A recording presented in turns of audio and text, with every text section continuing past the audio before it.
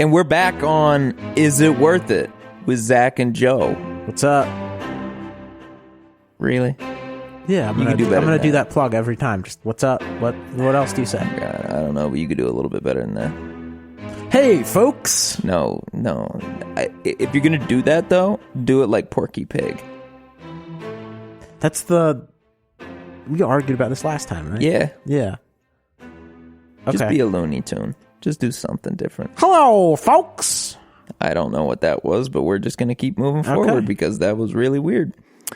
Anyway, this is the 4th episode. Thanks for joining us so far. We can't wait to do 10,000 million episodes, which isn't a number. It is.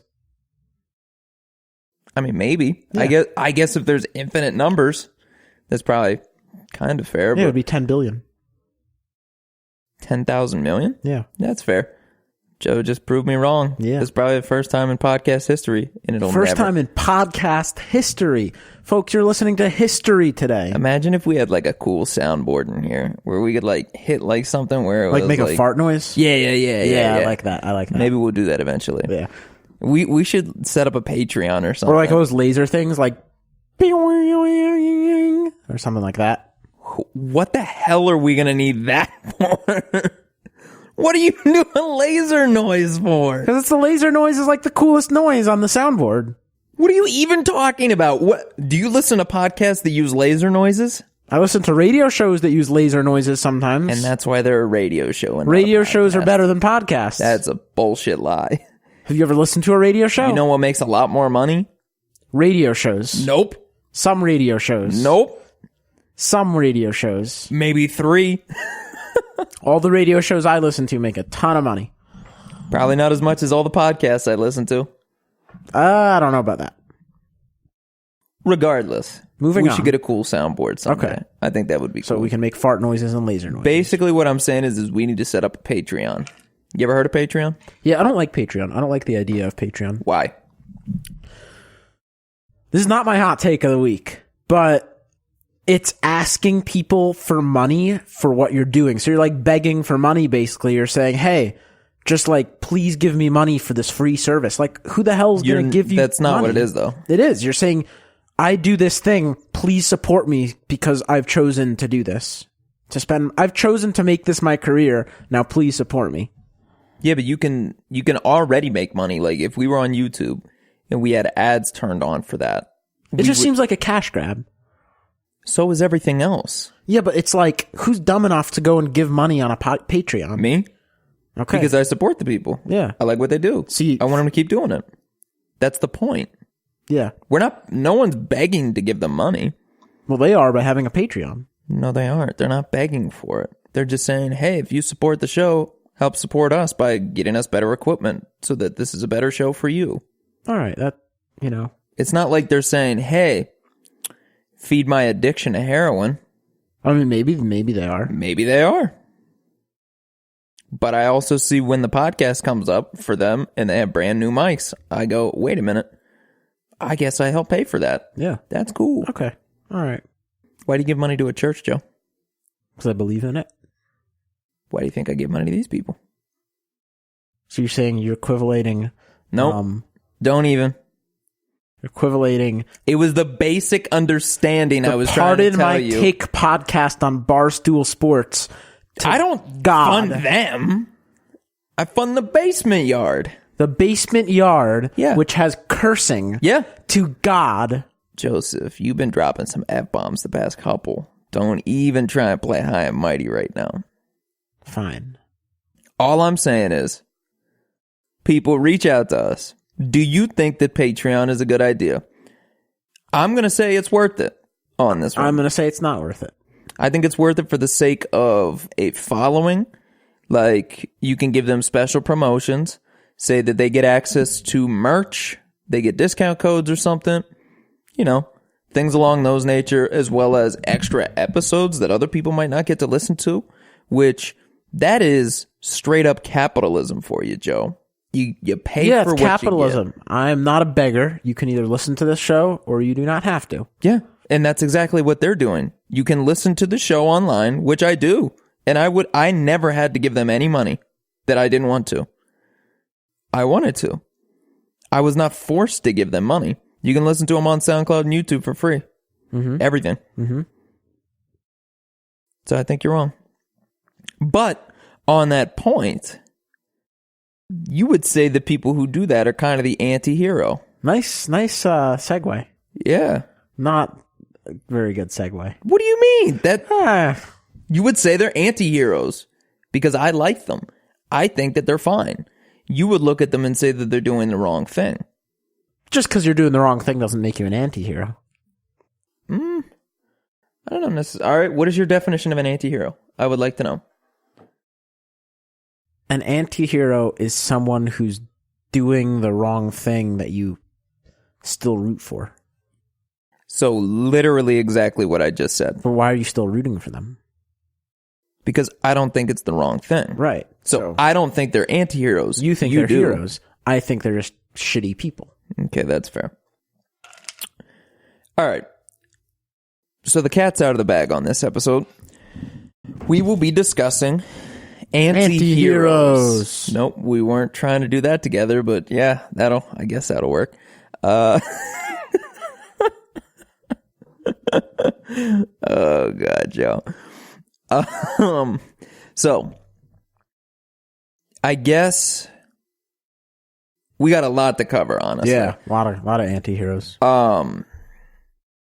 I think we'll save who your favorite anti-hero is till the end. Okay. I think we'll do like a top 3 thing, sort of like what we did with sitcoms last week.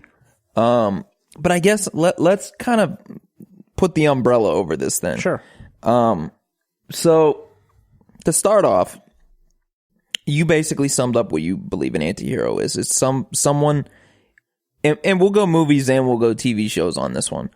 I'll even throw in some video game stuff occasionally. I know Joe really can't speak on it very much. No. But I still think that it's an important part of pop culture and everything. So basically, your definition of an anti-hero, and I'd agree with it, is someone that's doing the wrong thing, but you're still cheering them on, basically. Yeah, I think that anti-heroes have some sort of character development, so maybe they start off doing the right thing, or maybe they don't, not always, as I will detail, but usually they have to go through some sort of character development, and at some point you have to be rooting for them. Yeah, I mean, I honestly believe that I might like anti-heroes more than I like regular heroes, honestly. Because they're more realistic. They're more human, like us. Because we're not good people. No, of course not. And neither are anti-heroes. No one is. Yeah. And that's something that I guess it really depends on what type of movies and TV shows you like to watch. It could either be ones that are more realistic, or it could be an idealized version of something. So a lot of people like to watch things that have them escape from the real world. Yeah. So it would make sense for them to like idealized characters. Like, like Lord of the Rings. Like you look at like a Gandalf. Yeah, but he's not an anti-hero. I know. Okay. That's the point. Right.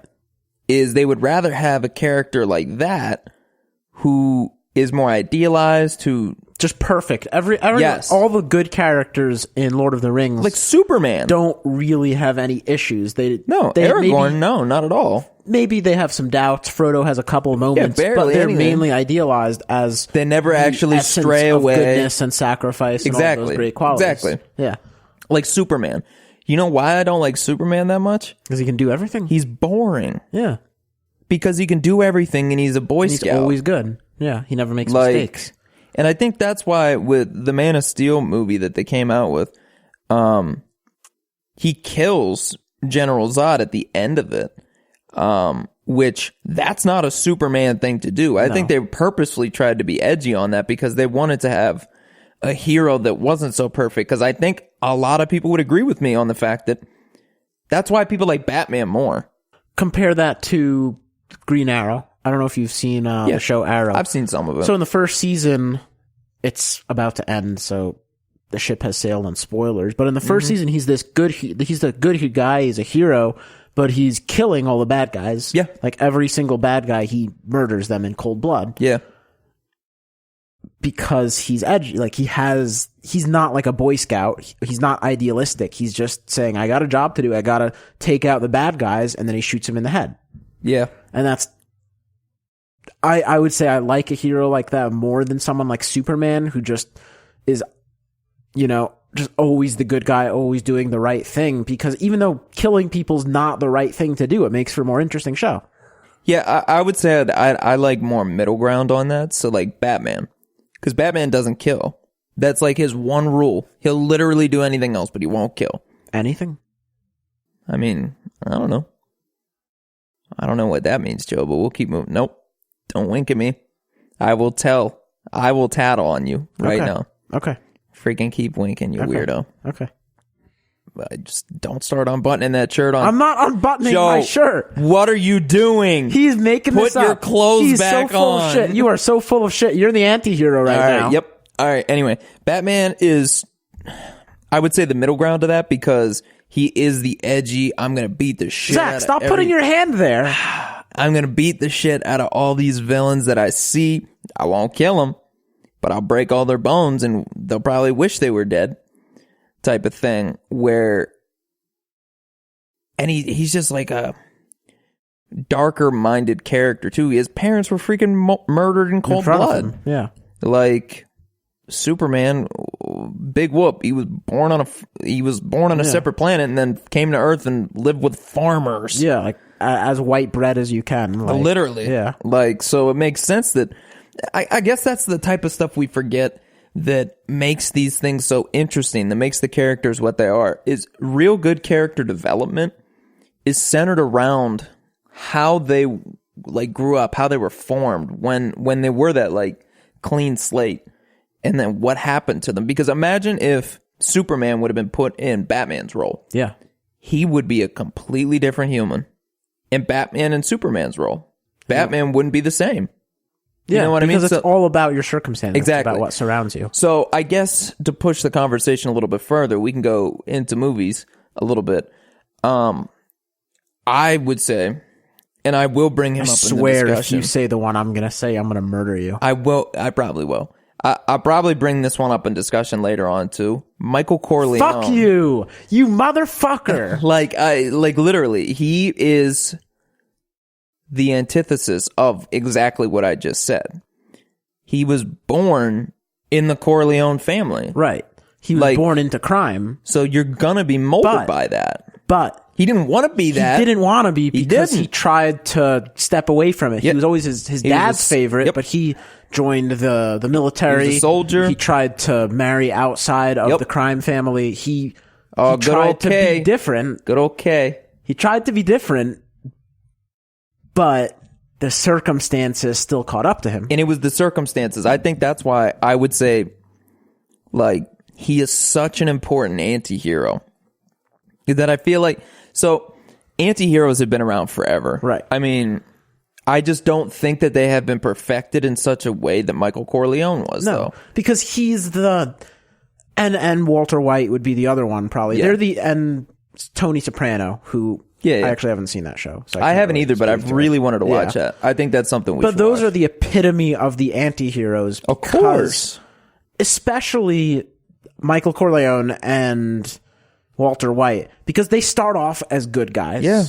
Michael Corleone is all-American, war vet, like, he's everything. He's got it all. He's a good guy, you know? He's not a murderer. He's a nice guy. Walter White is a chemistry teacher. Yeah. He's just a chemistry teacher. Yeah. These are people you feel for and you root for because they're not bad. Yeah. And it's all circumstantial. If you're able to basically do a show or do a movie or make it well or write a character well or act that character well, then you're going to make people still root for you as you turn to the dark side. Now, I guess to get a little bit deeper on this too. So Michael Corleone specifically, we'll move on to Walter White because I think this would be a good way to look at, generationally speaking, how the anti-hero has been shaped over time. Because I think it was more cut and paste like earlier, like because the Godfather was the 70s. Yeah, 72. So, versus Walter White 40 years later. Right. like in the evolution of that. I would say that Michael Corleone specifically, again, to get deeper, to unravel it in our heads a little bit, it's interesting because, again, you're right in the sense that we root for him automatically, not recognizing right away if you had never seen, like if it's your first time watching the movie, you just see him as, it's like, oh He's man, handsome. good looking dude. It's Al Pacino. He's like, he seems like a fun, nice guy. Yeah. He's the dad's favorite. He seems everything like he's kind that. of the moral compass. Yeah, no, and that's the point. Is he'll even walk in and be like, "Listen, Dad, I'm not a part of this business and whatever." And he was even telling Kay the story. My favorite story in all of Godfather is in the wedding scene right near the beginning when Michael and Kay are sitting at the table. And whoever the famous singer guy is at the wedding... Sinatra? No. No, it was some other dude. He knew Michael's father, right? The Godfather. Because he's the Don. Yeah, because he's the Don.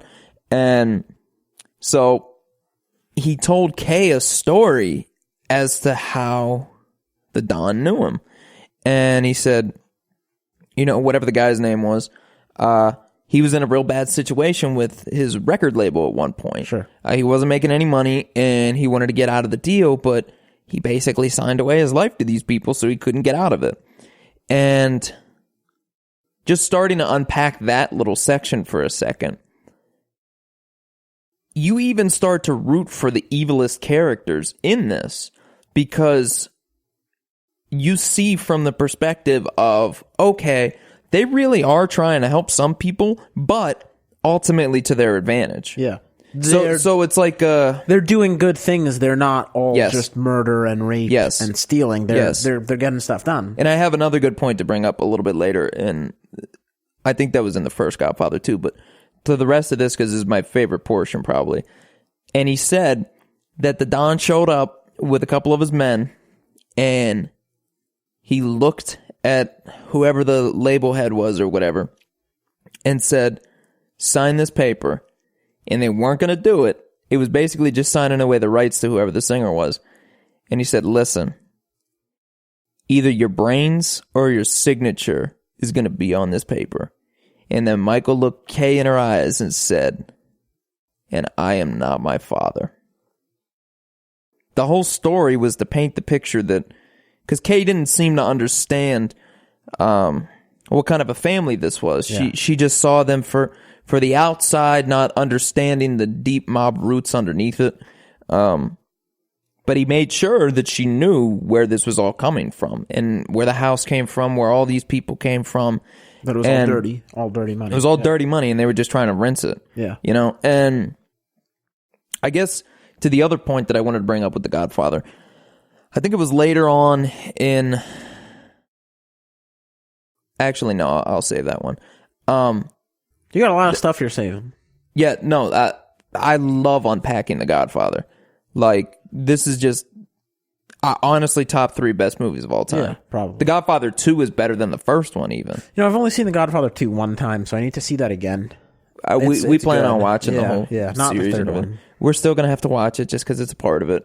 Even though we all agree The Godfather 3 sucks. I haven't even seen it. I know it sucks. But the moment you really start rooting for Michael is when he gets the shit kicked out of him. Remember? Yeah. He has the big old swollen face and everything. Oh, okay. Yeah. And I don't think was the Don dead at this point? No, because I don't think he Don was they hadn't shot him yet. Because Sonny just died, I think. Yeah. Yeah. So Sonny died, and Michael. Sonny died in retaliation for Yes. Michael killing all the dudes. Oh, that's right. Yeah. Why did he kill those guys? Because they shot the Don. No. Was it because they shot the Don? I think, I think it was, and then his dad wasn't dead yet, though. Yeah, he was still, because he recovered from Yeah, that, he remember? recovered from Yeah. that, and then he had the heart attack later Right. on. In the tomato garden. Yes, with the grandkids. Right. Love that movie so much. Yeah. It's so iconic. Anyway, that's the moment you really start rooting for Michael, because somebody shot his dad, and he was tired of it. He got the shit kicked out of him. He is just a guy who wants to make all of it stop. Okay. Really think about it. If someone you loved more than anyone else in the world got shot and you weren't sure if they were going to live, then you got the shit kicked out of you by the same people, you're going to tell me you wouldn't even think for a second of doing what he did? Of course not. Of course I'm going to try. Or I'm going to think about it at least. Yeah. So that was the moment where we as people could really step into his role. Because that's where you realize you put yourself in the position. And you realize, as you said, if that's me, I'm doing the same thing. Yeah.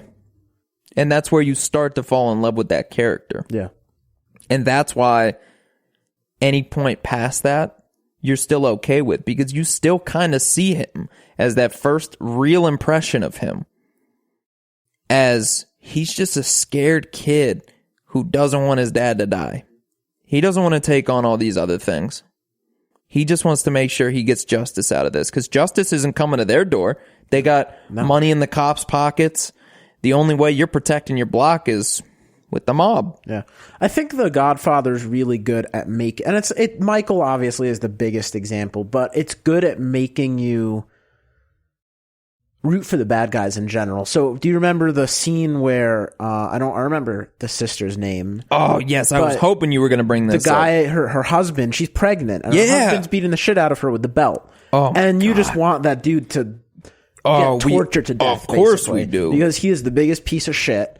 Who beats their pregnant wife with a belt? Yeah. Right? Yeah. And Sonny... You're egging Sonny on. I think it's Sonny, right? Yeah, Sonny beat the shit out of him. And beats him, and Sonny's a bad guy. Yeah, he's a terrible guy. Sonny's bad, not just a criminal. He killed people. He's not just a criminal, though. Like, he's a bad dude. He's just a piece of shit. Yeah. He's just not cheats a good on his wife all the time. Yeah. Yeah, he's just kind of a shitty person. And you're rooting for Sonny. You're rooting for him. Because you want this worst guy to die. Yeah. Oh, of course I do. Yeah.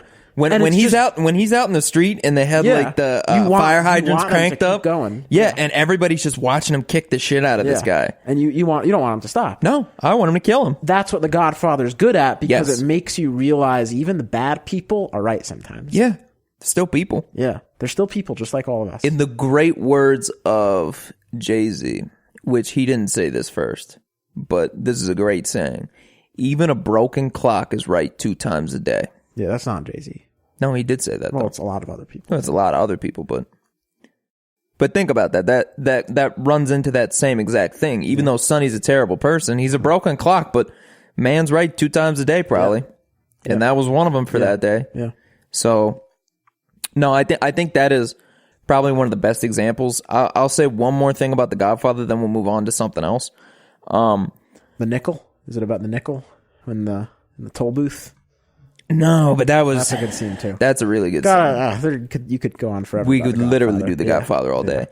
But the last portion that I'd like to point out is when the families are all together and they're talking about the new narcotics that they're bringing in. Yeah. Because they didn't want to sell drugs initially. Yeah. Okay.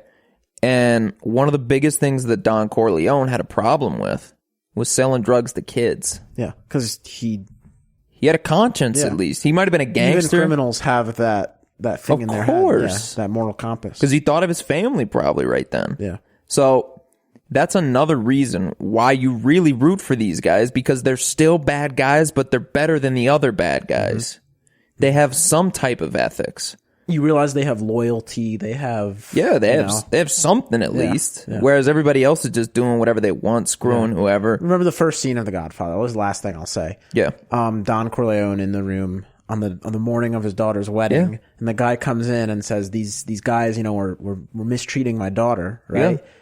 And you want the Don to help him. You want him to help him out. And he says, "You never had me over to your house for a cup of coffee. You weren't loyal to me. Yeah. And now you want something when you need help. Of course. And you were never there for me. You're only here because you need something. Yep. You have no loyalty whatsoever." And that is what makes you realize, it gives you sort of an idea of the family's moral compass. It's about loyalty and taking care of family and stuff like that. And guess what? He still helped that guy. Yeah. He owed him. Yeah. But he still helped him. Yeah. All right. So obviously Michael Corleone, one of our favorite anti-heroes of all time. Not the best character in the movie. Who's the best character in the movie? Robert De Niro. He's in that movie, right? He's in the second one. Are you sure? Yeah, De Niro is young Don Corleone. Okay. Yeah. No, I think you're right. I'm thinking of someone else. I haven't seen this movie in so long. Because then Who's Fredo, the adopted son? That's Sonny. Right. No, the other one. Which guy? The blonde guy. You know? Yeah, that's Sonny. No, the other one. I'll have to look it up during the break. I'll just Google it right now. Yeah. Keep talking. No, but he's the guy who is sort of the unsung. He's the unsung brains behind the entire operation. Where like Sonny's sort of a hothead, Fredo's a loser, Michael doesn't want to be part of the family, and then there's I felt like it was Robert Tom Hagen. It's that guy. Robert Duvall. Robert Duvall. Okay, Duvall. I knew it was a Robert. You know, I feel like an idiot. But, because Robert. Yeah, because he is the brains behind it. Because then in 2, when Michael's on top, he helps him out with everything. Basically, he's still the guy, behind the scenes. He's always the brains. Credit, but he's the brains behind it. I just like. That's a good point. I just like him. Yeah, good character, underrated character. Yeah. Before we jump right into Breaking Bad, though, I say we go over one other anti-hero that we like. Because Walter White and everyone knows Michael Corleone are easily probably the two biggest. most famous ever. Yeah. And that you identify with the most, at least, as people. I say we go with a shitty anti-hero now, because I think that would be a lot of fun. Do you have one in mind? No, I can't really. I have a couple in mind. Do you? Yeah, go ahead. You probably haven't heard of him. I like con man shows, movies. That's one of my favorite genres, just about con people. Yeah. They're sort of my favorite anti-heroes because I root for them because what they do is cool, right? And they're not good people. They're stealing. They're robbers. They cheat. You know, they ruin lives. But they're cool. They're the coolest type of criminals. So would you still consider that an anti-hero though? Because you know, because you're rooting for them. Yeah, I guess that's fair. But why are you rooting for them if you know everything they do is shitty? Because do they at least have a good reason to be doing it? No. So the show I'm talking about, Sneaky Pete, right? Yeah, I know you love it. The main character is an anti-hero, doing everything for himself, basically throughout the whole show, using people just so that he can make a buck or survive against the bigger bad guy. But mainly, he's just trying to make money. Yeah. And eventually he does develop into something, a person. He goes from a person who doesn't care at all about the people around him to someone who actually starts caring about the people that he runs into. But what makes those sorts of anti-heroes what I'm saying is another reason that you like characters like that is because they're good at what they do. Going back to Walter White, he's good at selling drugs, and that makes you root for him because when someone's good at something in a show, you want them to do better. Or in a movie, I think that's part of what makes the anti-hero, if that makes sense at all. That's sort of what makes you root for them, is that they're good at it, and you want them to continue to do well at it. I'm going to go with an example of probably the biggest flop I have ever seen of... James Harden? Oh, that's funny. Of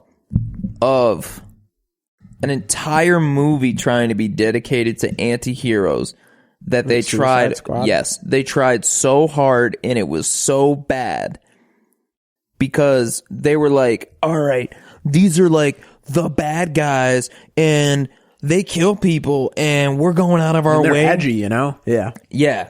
It's like the entire point of an anti-hero is to have the subtlety of it too, is that they are still sort of a good person, even though they have a lot of shitty tendencies. Like deep down, you still care about them because you can tell they're a person. If you're just strictly going with a villain, because there's a difference here. A villain is something different than an anti-hero. A villain has no remorse. A villain doesn't give a shit, really. Like, they took villains and tried to make them anti-heroes. And they weren't really. And they weren't. Yeah. So it flopped because they tried to make them seem like regular people when we already all knew that they weren't regular people. They never built it up like how we see with Michael Corleone, where it's you get to watch him turn into this villain. Yeah. You get to watch him turn into the anti-hero. Same thing with Walter White. You didn't get to see that with these people. They were just like, hey, we're villains, but sometimes we're cool and nice. It's like, I don't give a shit about you. No, there's nothing that makes you care about them. I'm not connected to this at all. All right. So here's a question I have for you. Right? Sure. That's a movie I know you've seen. Yeah.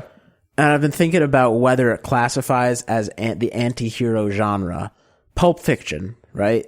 There's not really a good guy in that movie, right? No, that's fair. You're kind of rooting for Jules. I'm rooting for Jules. Right? You're rooting for the bad guys. You're rooting for the mobsters and I want him to get out of it scotch. I want him to get out of that scotch free. So are they anti-heroes? Yeah. For sure. There isn't a good person in that. No. Except for maybe Bruce Bruce Willis. He kills the guy though. He's just looking out for himself. But I don't think he did it on purpose. No, but he said he didn't care. No, he didn't care. Yeah. But that's because he was caring about himself at that moment because he knew that he killed the guy, so he screwed himself. Right. So you're right. In a sense, he didn't have time to care because he knew he was going to get killed by, what's his face? The big black guy with the Band-Aid on his back of his neck. Oh, Marcellus. Yeah. He knew Marcellus was coming to kill him now. Yeah. So he had no time to think about that guy is dead. Wait, are you talking about what I'm talking about? Like he kills the boxing guy. Yes. Okay. Marcellus is coming out for him because he was supposed to fall in so the he fight. he has to get out of Dodge as quick as he can. Yeah, no, exactly. Yeah. So of course, if you haven't seen Pulp Fiction, you should, so that you'll know what we're talking about. I would say Bruce Willis is the only character that's even close to not being an anti-hero in there because of that, because he is thinking about somebody else besides himself. He's thinking about his girlfriend. And yet you're rooting for the other characters as well, Vincent and Jules. Which is funny because they're going out to kill him. Yeah. Like, and that's what's so good about that movie, is you want both sides to win. Yeah. You know you can't have it. No. But, like, you still want it all the same. Yeah. I'm just piecing together right now. I guess it would have been after the diner scene at the end that they went to go see Bruce Willis. Yeah. Yeah. Because that's when... Yeah. Yeah. I won't say any more. But no, that's fine. Yeah, when he dies. Yeah. So he dies... He dies after the diner scene. Yeah. Yeah. Because then Bruce Willis and his girlfriend escape. Yeah. And that's... Yeah, because then he dies... And then they go, wait a minute. So the last thing that happens because then escaping. Yes. That's the very last scene of all of it. And he was on his way to her in a car, and then he wrecked and hit Marcellus, and that's when they go to Zed's. Right. And then he steals Zed's bike. Right. Then it happens over a couple of days. So is it a couple days? It is. I thought it was all on the same day. Because it happens. The first thing that happens is they go to Brett's house. Oh, that's right. And they take him out. And then they take Marcellus's wife. She takes Marcellus Wallace's wife out. And then the next night, or it might be 2 nights later, it doesn't really matter. But I think it's the next night is the fight. And then the next day is... Okay, that makes sense now. Yeah. Yeah. But no, I would say that Bruce Willis's character is probably... The only semi-redemptive character in that movie. Yeah. I mean, Jules... Yeah, that's fair, because Jules went from being... Jules is probably the only guy with character development in that. That's a fair point. Yeah, because he goes from being a badass guy who just wants to shoot people, Yeah. To I mean, his wallet said badass motherfucker on it. Right, literally. Yeah, literally. So he's probably the only guy in that. He's probably the epitome of the anti-hero in that movie. Yeah, no, I totally agree. Yeah. Even more than Vincent or Marcellus. Except what's funny about that is he would be the opposite of an anti-hero technically, because he started out as a villain. Usually with an anti-hero, we see them as a good person initially, and then they fall into some bad things. Right. He was the opposite. He was a bad guy, becomes a good guy. Yes, and we watched him transition to that. Yeah, that's interesting. So, which is kind of funny. No, I really like that character development too. That's a good point. All right, for this next portion, we're going to do some sponsors, which we just have one today. It's called eToro. And this is the first sponsor we've ever had on the podcast. So thanks. 4 episodes in. This is pretty awesome so far. I can't complain. Just a quick oversight of what eToro actually is. Oversight is not. Nope, that's not the right word. What you think it nope, means? No, it just a quick look. Overview. Just a quick overview of what eToro is. It's a social trading platform with a really clean, super simple interface. It's one of those things, you don't want to overcomplicate your life, guys. I know I don't. When it comes to any type of trading platform, come on. It's way easier when it's simple.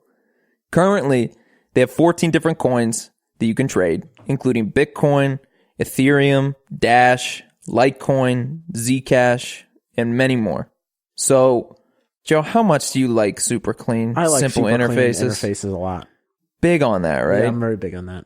Big interface. Yeah, interface big, guy. giant, just big, Giant clear, faces. giant interfaces. Big yeah. faces. Yeah. But if you're really into this type of stuff, which I'm assuming you probably are. For sure. If you're listening to this, then you are. Yeah. Because we're on YMB and BTC's network right now. Okay. Another cool thing is that you get a free $100,000 virtual account. $100,000? Yeah. Not real That's money, crazy. Joe. Oh, not real money. Okay. But we have a bunch of people that have it, and we're probably going to end up getting it ourselves and seeing kind of like an in the office type of thing. Who can make the most money off that $100,000? We'll probably set like timetables and It's like stuff poker like chips, that. basically. Yeah, and I guess it'd be kind of cool to see how far you guys end up going too. Let us know on Facebook or Instagram. Too. Yeah, Yeah. Take a screen cap, send it our way. Let us know because we're kind of curious to see how good everybody actually is at this. Yeah. Because we're not very good, but we'll see how good you are. See, and the fun part about it is you're not gambling with real money here. But it does get to show you if you would actually be good at it in the real world. Yeah. It's kind of like, like before you get a car, like you have to do a, what's it called? A permit test? Carfax. No, Joe. You have to do a permit test before you get your license, I meant. Yeah. That's kind of like this, I feel like, where you're just doing this to see if you'd be good at the actual driving part, sure. Yeah. which would be using your own money. Before that, you have to learn how to read. Yeah. Well, yeah. I guess, Joe. Yeah. I don't know. Sure. We're going to keep moving.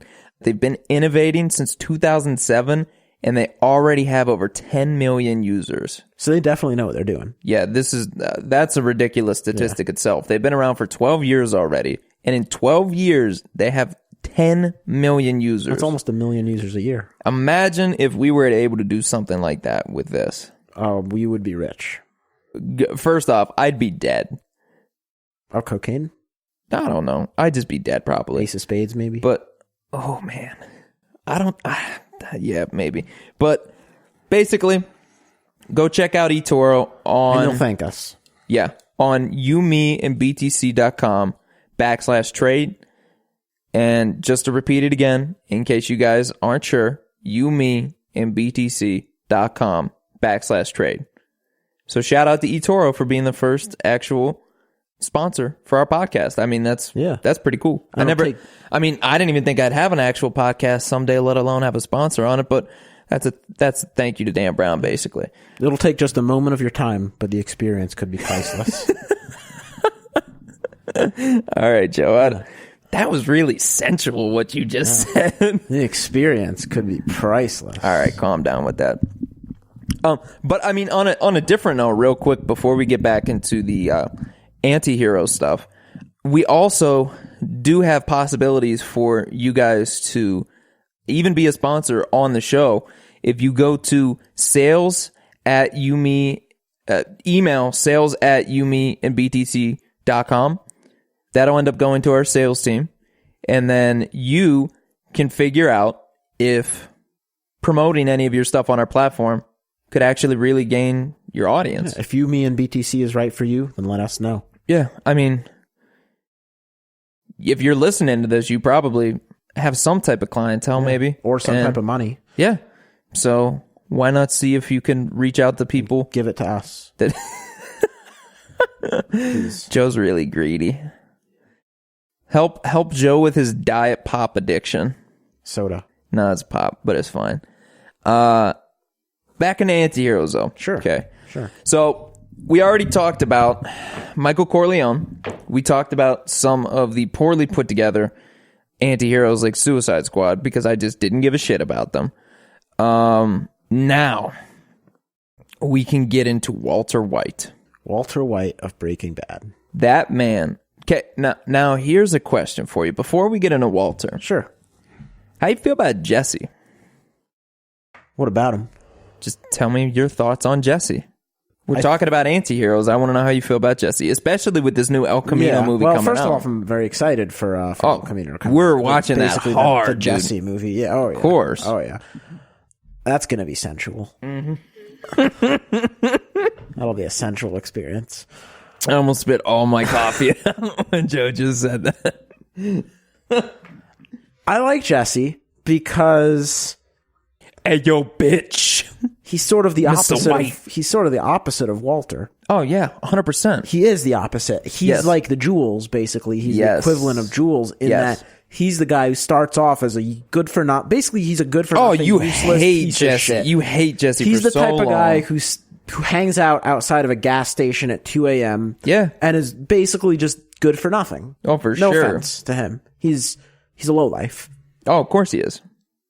And by the end of the show, he cares. And he goes through pain. He goes through loss. He goes through doubting himself and wondering what the point is, because he loses his friends. He loses his girlfriend.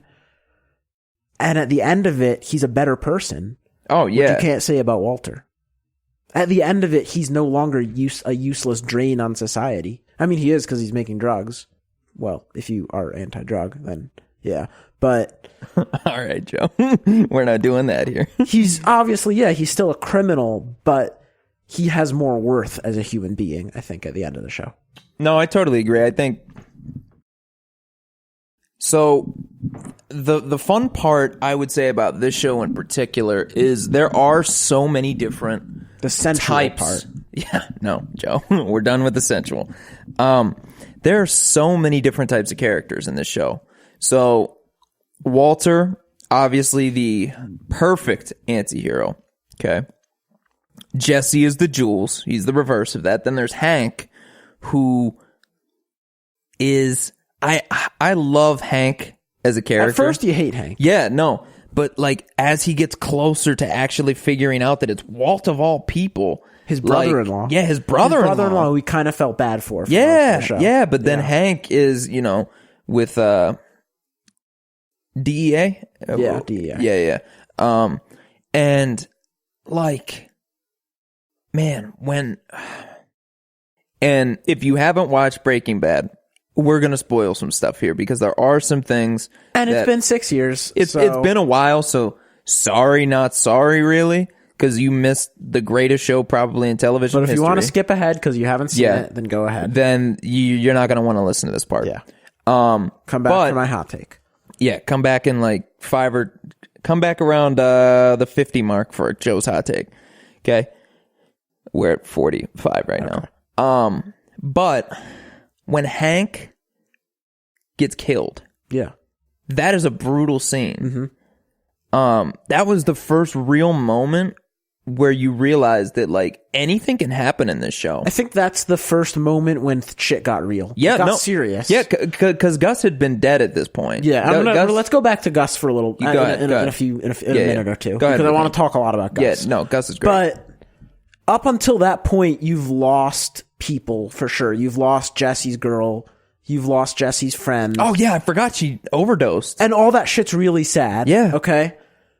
But Walt hasn't felt it close to him. No, it hasn't been close to the chest till that moment. Until that moment, and you realize this is real now. Yeah.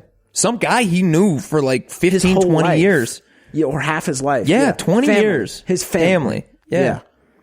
His brother. That's when that moment where you just realize this dude who you're rooting for and you want him to get more money and you think, oh, this is so cool. He's such a badass. He's Heisenberg. He's the one who knocks. Yeah. You love him. And then you realize, wait, the best probably the only moral person on the show is dead now, and it's his fault. Yeah, 100% his fault. Yeah. That is like, I think that was the moment that I realized how big that show was. Because no other show would have taken that risk. No other show would have said, a bunch of other shows would still probably killed off Walt at the end and everything like that, but they wouldn't have shown how wrong he was. Yeah.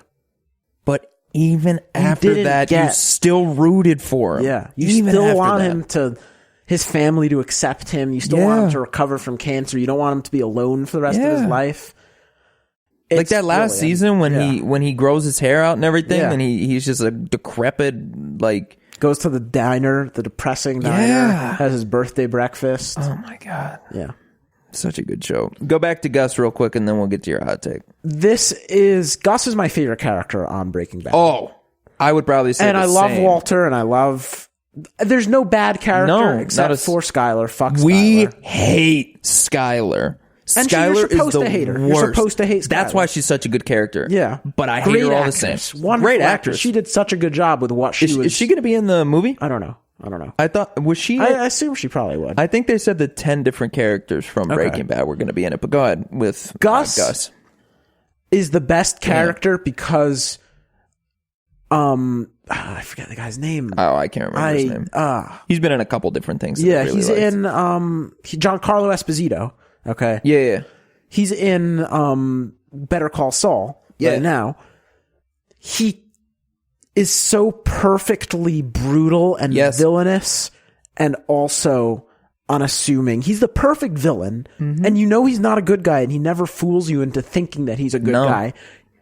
But he's the perfect mastermind. Absolutely. That's what he's supposed to be, the guy who has it all under control. And that goes back to the Godfather portion where we're talking about what's Robert his face? Duvall. Robert Duvall. He was the brains behind all of it. Yeah.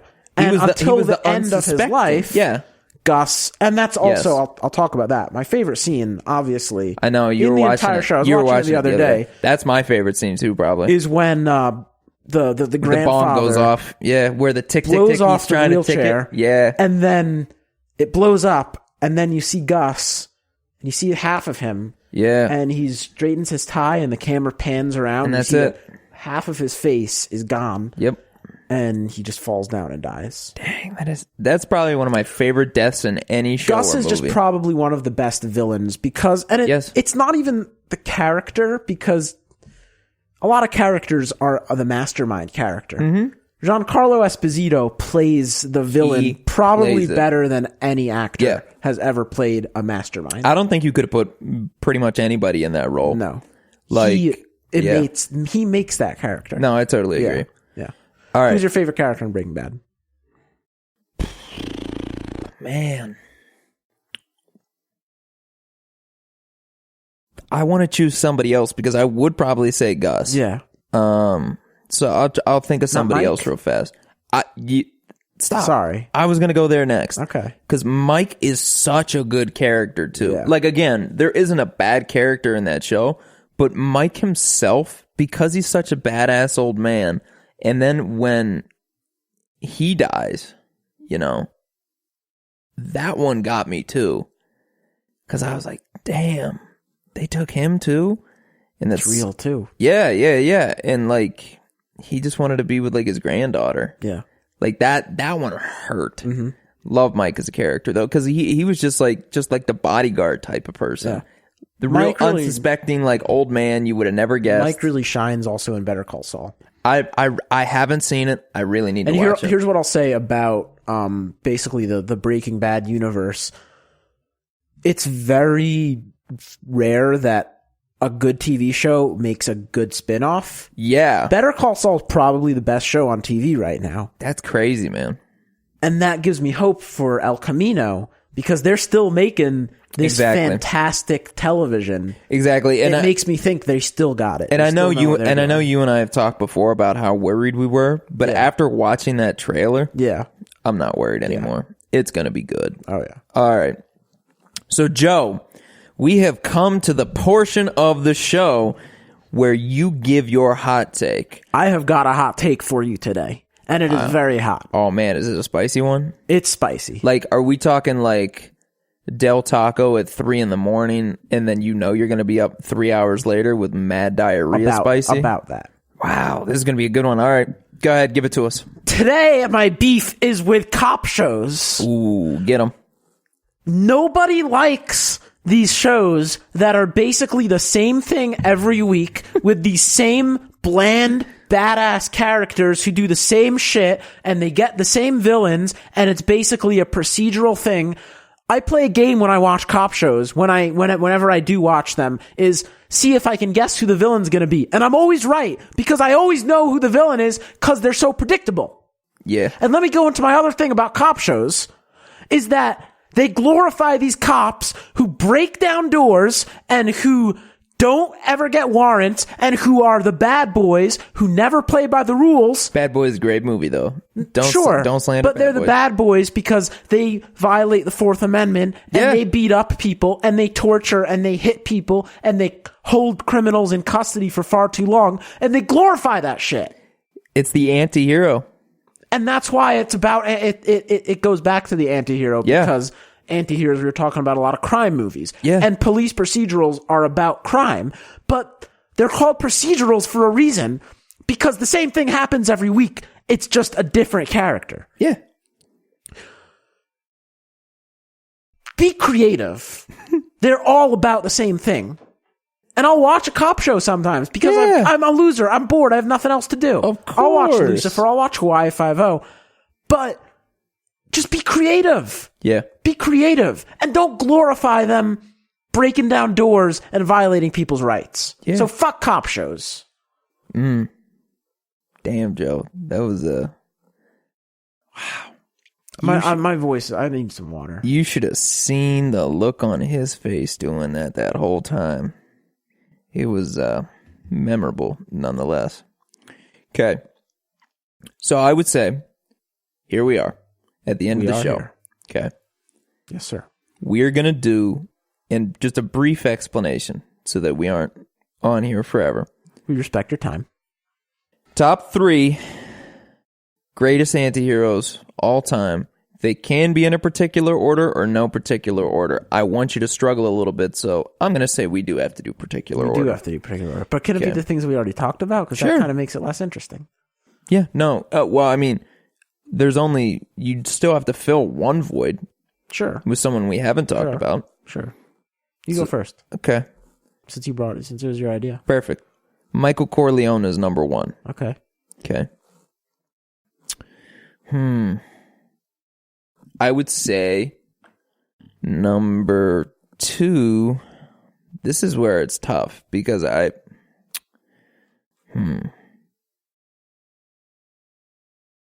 know you're probably going to fit in a Pulp Fiction character into the number 2 role. Maybe. I don't know. You might throw Walter there. I'm not really sure yet. I'm putting Walter White at 3. Okay. Because, man, I'm going to put probably Django. From Django Unchained. From Django Unchained is number 2. Because that is such a well-crafted character with Jamie Foxx. So since we've already talked about the other 2, I'm not going to explain them. I'm just going to explain the guy in the middle. Okay. So Django specifically because you want to root for him from the very beginning. It doesn't matter how many people he kills. It doesn't matter what he does because you think he's doing the right thing, period. Right. Even if it isn't. Because killing somebody is never the right thing. Ever. He kills a lot of people in that movie. Oh, yeah. And you root for it every moment. Because the other people are evil. And even though he's doing something wrong, you still feel for him. They have his wife. They have everything. They took his life from him. So yeah, let him kill everything. Let him burn the whole place down. Do whatever. Because they deserve it. Yeah, because they deserve it. Doesn't mean he should do it. He's still an anti-hero. Wholeheartedly. And I love that. Because not even for a second until after maybe the movie is over, do you think, shit, he killed a lot of people. Yeah. You don't even think about it. Some of these other movies or some of these other characters, you at least have that thought in your head, like, damn, he really shouldn't be doing this. You don't think that for a second with Django. Not for a second. No. Because it seems justified. That's why he's number 2. That's why he's above Walter White for me. Okay. Go ahead.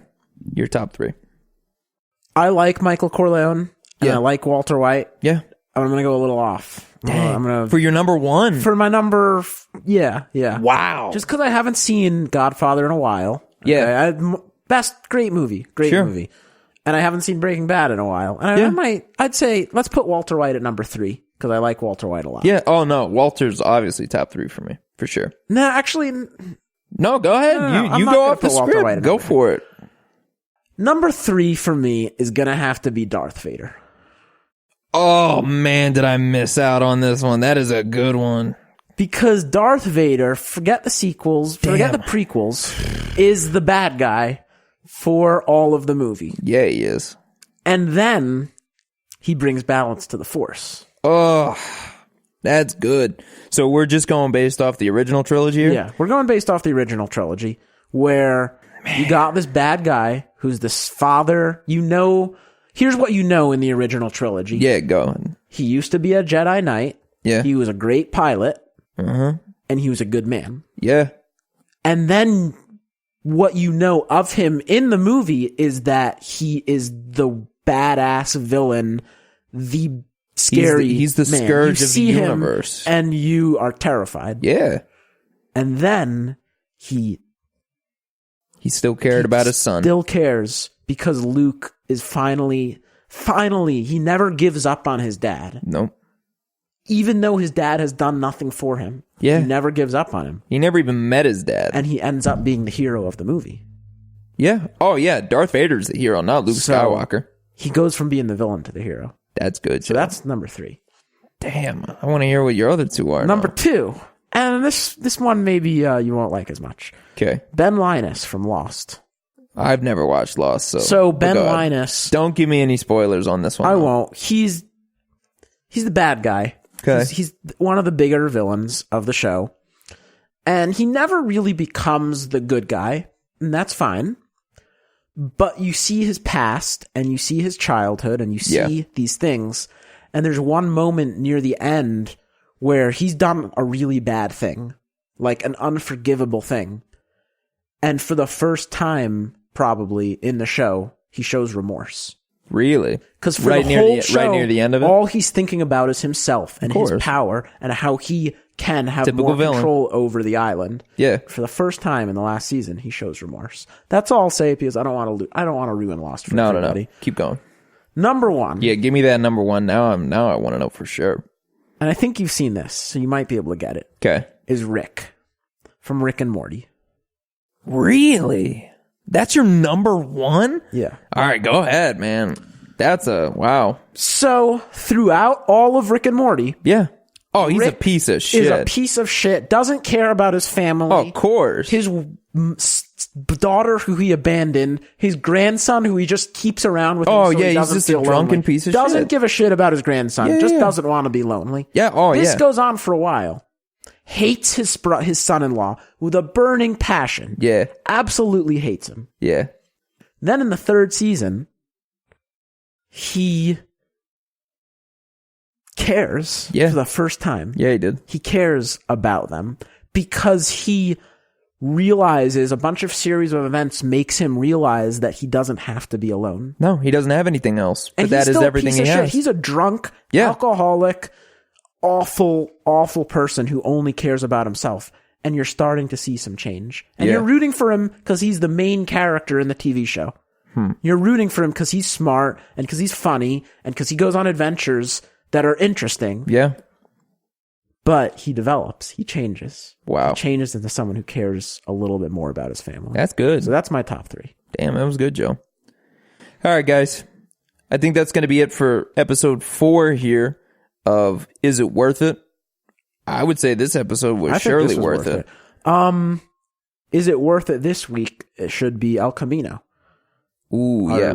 And is when does that come out? October 4th, 10th. Okay, so one of these podcasts we'll end up reviewing it. But as of right now, is it worth it? Absolutely. Yeah, I'm for sure going. It's on Netflix. You don't even have to buy it. Exactly. That you don't have to go anywhere. You can sit on your couch. You can pop some popcorn, make some dinner, chill, and for the first time in a long time, you get to see Jesse Pinkman.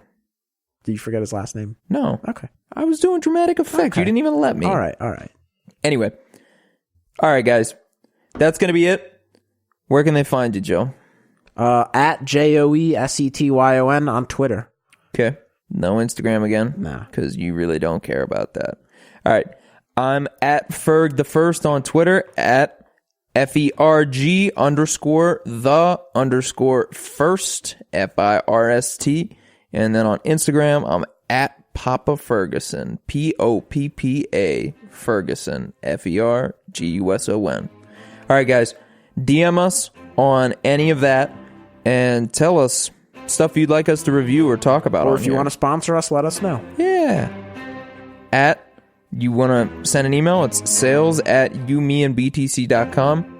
Got a big media package. There's plenty of different things that you can choose from, not just one. So even if you have a small budget, we can figure it out for you. All right, guys. We'll see you next time. Bye.